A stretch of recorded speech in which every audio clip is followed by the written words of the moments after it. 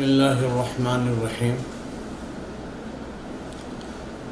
ناظرین کرام، آج بہت ہی غم اور حزن و ملال کے ساتھ یہ اطلاع دی جا رہی ہے کہ جامعہ اسلامیہ اشاعت العلوم اکل کوہ کے ایک موقر، کامیاب استاذ اور مربی اللہ کو پیارے ہو گئے۔ انا للہ و انا الیہ راجعون۔ مولانا عبدالرحیم صاحب پٹیل رویدرا کے رہنے والے، جن کو میں ان کی زندگی کے 9ویں سال میں 9 سال کی جب ان کی عمر تھی، اس وقت میں مظاہر علوم میں دور حدیث میں تھا۔ میرا اس وقت ان سے کوئی رشتہ نہیں تھا، وہ بالکل چھوٹے سے بچے تھے۔ میں دیکھتا تھا کہ وہ قبلہ حضرت ناظم صاحب رحمۃ اللہ علیہ کے پاس آتے تھے اور اپنا قرآن ناظم صاحب کو سناتے تھے۔ اس طریقے سے میں نے ان کو بچپنے سے ہی دیکھا۔ ان کے برادر کبیر حضرت مفتی عبداللہ صاحب کی پوری نگرانی میں وہ رہے۔ بعد انہوں نے ماشاءاللہ جامعہ فلاح دارین سے دور حدیث تک کی تعلیم کی تکمیل کی۔ اس کے بعد پھر مظاہر علوم میں محدث کبیر حضرت مولانا شیخ یونس صاحب رحمۃ اللہ علیہ سے دور حدیث پڑھا، ان کے اساتذہ میں حضرت مولانا یونس صاحب، حضرت مولانا عاقل صاحب، حضرت مولانا مفتی مظفر صاحب وغیرہ رہے۔ بہرحال فراغت کے بعد جامعہ اکل کوہ میں ان کو تدریس کے لیے ہم نے مقرر کر دیا تھا۔ اس جامعہ کی تاسیس سے پہلے میرا نکاح ہوا ان کی ہمشیرہ سے، اس وجہ سے ہمارا رشتہ اور مضبوط ہوا اور وہ میرے نسبتی بھائی کہلائے گئے۔ جامعہ میں جس وقت سے ان کا تقرر ہوا، یوم اول ہی سے وہ ماشاءاللہ بہت محنتی، جفاکش اور وقت کے پابند، تربیتی نظام کو مستحکم مضبوط کرنے والے طلباء کی تربیت میں ماشاءاللہ اب جامعہ کا انہوں نے بڑا تعاون شروع سے اخیر تک کیا۔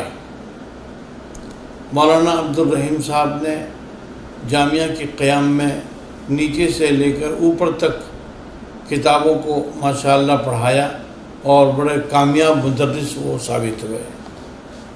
اپنے تدریس کے زمانے میں کسی استاد کے ساتھ ان کا کوئی اختلاف نہیں رہا۔ طلباء کے ساتھ بڑی ہمدردی اور محبت کے ساتھ وہ اپنا کام کرتے رہے، اور اللہ تعالیٰ نے ان کو بڑی صلاحیت دی تھی، خصوصاً طلباء کرام کے معاملے میں، کہ کس طالب علم کو کس طریقے سے اس کو آگے بڑھانا، طلباء کو تشجیعی پروگرام کرتے، طلباء کو انعامات سے نواز دے۔ ابھی اخیری بات ہے کہ ابھی ہمارے یہاں طلباء 6000 مدرسے میں موجود ہیں۔ اساتذہ کرام اپنے جو موجود ہیں وہ طلباء کی نگرانی کرتے ہیں، لیکن انہوں نے ایک سلسلہ شروع کیا، طلباء کو قرآن کریم کی تفسیر کے تعلق سے ایک ایک آیت پڑھتے اور کہتے کہ جو طالب علم اس آیت کریمہ کی اچھی سے اچھی تفسیر لکھ کر لائے گا، ان کو 500 روپے انعام۔ یہ ان کا آخری عمل ہے، جس کے بعد وہ اپنے رب کو پیارے ہو گئے۔ تو بہرحال وہ طلباء کے ساتھ ہر طرح کی ہمدردی، یہ ان کا وصف خاص تھا۔ خصوصاً غریب طلباء کی امداد کرنا، ان کے کپڑے، ان کے کمبل، ان کے چادر کس طریقے سے دیتے تھے، اس کا کسی کو علم بھی نہیں ہوتا تھا اور ہمیں بھی خبر نہیں پڑتی تھی، لیکن طلباء ہی خود بیان کرتے تھے کہ ہمارے بہت بڑے محسن اور مربی آج چل دیے ہیں۔ آپ ان اساتذہ کرام، طلباء کرام سے جو ان کے تاثرات ہیں وہ آپ سن سکتے ہیں۔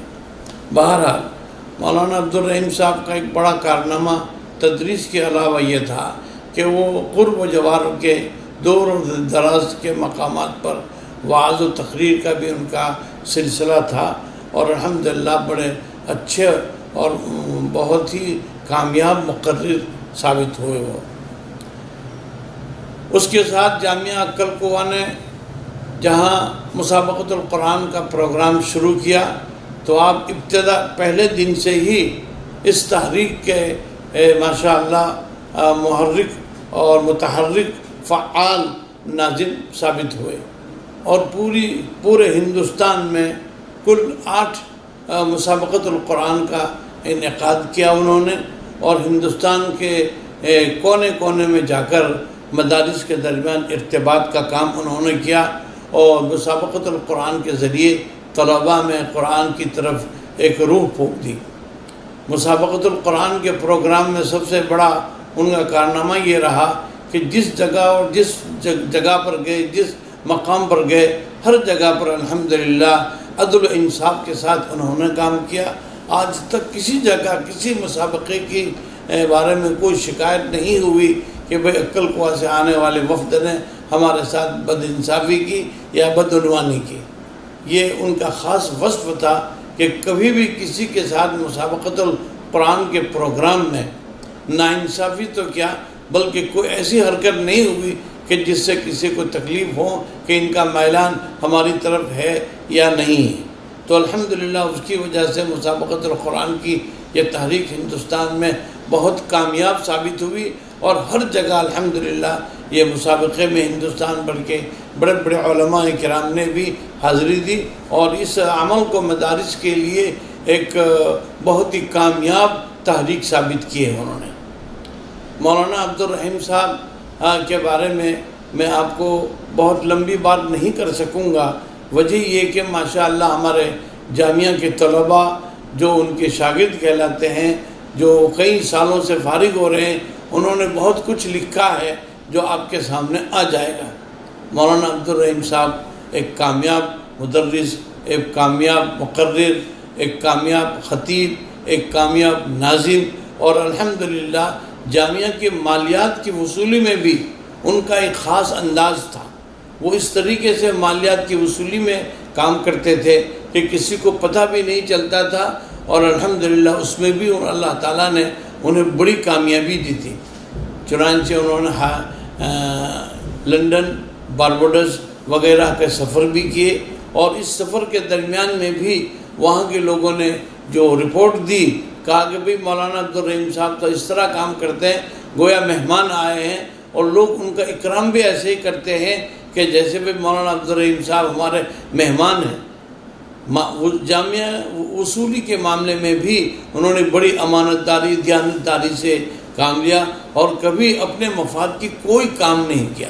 اپنے مفاد تو کبھی انہوں نے سامنے رکھا ہی نہیں۔ بہرحال ایک بہت بڑا ان کا وصف تھا امانت داری، دیانت داری، اور ان کے اثرات ان کے طلباء پر بھی پائے جاتے ہیں۔ لندن کے سفر میں ماشاءاللہ ہر جگہ اصلاحی بیانات کرنا اور وہاں کے مشائخین علماء سے ملنا جلنا، یہ ان کا خاص امتیاز رہا۔ بارباڈوس سے ابھی مولانا رفیق صاحب کا فون آیا کہ بھئی مولانا کے انتقال کی ہمیں خبر ہوئی، ہم تو تصدیق ہی نہیں کر رہے تھے، لیکن قضاء و قدر کی بات ہے، یہ تو حکم ماننا ہی پڑے گا۔ مولانا رفیق صاحب نے کہا کہ مولانا عبدالرحیم صاحب بارباڈوس آئے، اور بارباڈوس کے اندر میں ہمارے یہاں اصول ہے کہ بھئی اس کے لیے کمیٹی کو پہلے کہنا پڑتا ہے، اور کمیٹی وقت دیتی ہے، لیکن اس اللہ کے بندے نے آ کر پہلی ہی مجلس کے اندر میں ناشتے پر ہی انہوں نے اپنا کام کر لیا۔ اس طریقے سے وہاں کے لوگوں نے بھی ماشاءاللہ ان کے ساتھ جو رویہ کیا وہ ایک مثالی کام ہوا ہے۔ بہرحال مولانا عبدالرحیم صاحب ایک اچھے مدرس، میرے رشتے کے بعد میں چل کے ہم تو آپس میں وہ میرے نسبتی بھائی ہیں، اور ماشاءاللہ مولانا عبدالرحیم صاحب نے اس رشتے کا بھی خوب خیال رکھا۔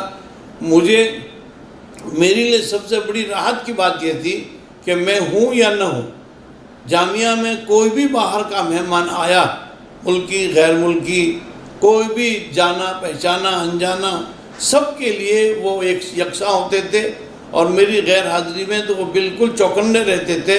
ہر مہمان کا اکرام اس کے مطابق کرتے تھے، اور میری غیر حاضری کو بالکل وہ مہمان کے سامنے گویا کہ معلوم ہی نہیں ہوتا تھا کہ مولانا ہے یا نہیں. یہ ان کا خاص وصف رہا کہ مہمان نوازی. اسی طریقے سے وقت کی پابندی، اسی طریقے سے صبح سویرے جلدی اٹھنا، اور جلدی اٹھ کر مولانا عبدالصمد صاحب کے ساتھ تھوڑی دیر بیٹھ کر طلباء کو اٹھانے کا ذمہ داری انہوں نے اپنے ذمہ لی تھی. ان کے ذمہ کوئی فرض نہیں تھا، لیکن ان کا اخلاقی فریضہ تھا کہ وہ جاتے اور بڑی محبت سے طلباء کو نماز فجر کے لیے بیدار کرتے تھے. بہرحال یہ ان کی کیا کیا اوصاف میں آپ کے سامنے بیان کروں. آپ مدرس ہونے کے ساتھ وہ مربی بھی تھے. مربی ایسے تھے کہ طلباء کو ہر طرح سے تیاری کرتے تھے. انجمن کے شعبوں کے اندر میں بھی ہر طالب علم کو بولنے کی صلاحیت کیسے پیدا ہو، یہ ان کا وصف خاص تھا. اور جب بیمار پڑے، اور ان کا بیمار جب پڑے تو صرف معمولی بات ہو گئی کہ انہیں قے آنا شروع ہوئی. السلام ہاسپٹل میں انہوں نے داخلہ لیا، لیکن انہیں کوئی زیادہ خاص فرق نہ ہونے پر مجھے کہا کہ مجھے انکلیشور مولانا حنیف صاحب کی ویل کیئر میں جانا ہے، وہاں ڈاکٹر انار والا ہے، وہ اس سے میرا کچھ تعلق ہے اور وہ میرے ڈاکٹر رہ چکے ہیں. تو میں نے کہا کہ آپ ضرور جائیے وہاں. چنانچہ ایمبولینس ان کے لیے تیار کی گئی. ایمبولینس کے تعلق سے انہوں نے کہا کہ بھئی ایمبولینس میرے گھر پر نہ لائیے، کیونکہ لوگ سمجھیں گے کہ میں بہت بیمار ہو گیا. اور ایمبولینس کو ہاسپٹل سلام میں رکھا اور اسکوٹر پر بیٹھ کر وہاں سلام تک پہنچے اور ہاتھ ہلا کر چلے گئے اور کہا کہ میں شام کو آ جاؤں گا. لیکن انہیں نہیں پتا تھا کہ وما تدری نفس بأی ارض تموت، کسی نفس کو پتہ نہیں کہ وہ کس زمین پر مرنے والا ہے. بہرحال وہ اپنے وہاں سے چلے گئے انکلیشور، اور انکلیشور ایک دن رہے، اور رات ہی کو اللہ تعالیٰ کو کی آواز، اللہ کی طرف سے ندائے غیبی آنے پر اللہ کی طرف سے ان کے ساتھ جو معاملہ ہوا، اللہ تعالیٰ ان پر رحم کا معاملہ فرمایا کہ اٹیک آیا اور وہ اپنے رب کو جا ملے. بہرحال ان کا وصال ہم سب کے لیے، خصوصاً ارباب جامعہ کے لیے اور عموماً پوری امت مسلمہ کے لیے ایک بڑا خسارہ ہے. لیکن ہم کچھ نہیں کر سکتے، اللہ کا حکم ہے، اللہ کے حکم پر ہم سب کو راضی رہنا ہے. اللہ سے دعا کرتے رہیں ناظرین کہ اللہ تعالیٰ ان کے درجات کو بلند فرماوے، ان کے پسماندگان کو صبر جمیل عطا فرماوے. ان کی اولاد میں مولانا ریحان صاحب ہیں جو جامعہ کے مدرس ہیں، اور ان کی تقریباً 4 بیٹیاں ہیں، 5 بیٹیاں ہیں. اس میں سے 4 بیٹیوں کا نکاح الحمدللہ ہو چکا ہے، اور 2 بچے ابھی زیر تعلیم ہیں. دعا کرے کہ اللہ تعالیٰ ان بچوں کی نگہبانی فرماوے، ان کی حفاظت فرماوے، اور ان کو ان کے والدین کے لیے صدقہ جاریہ بنائے. اللہ تعالیٰ ان کے بال مغفرت فرماوے اور درجات کو بلند فرمائے. وما توفیق الا باللہ.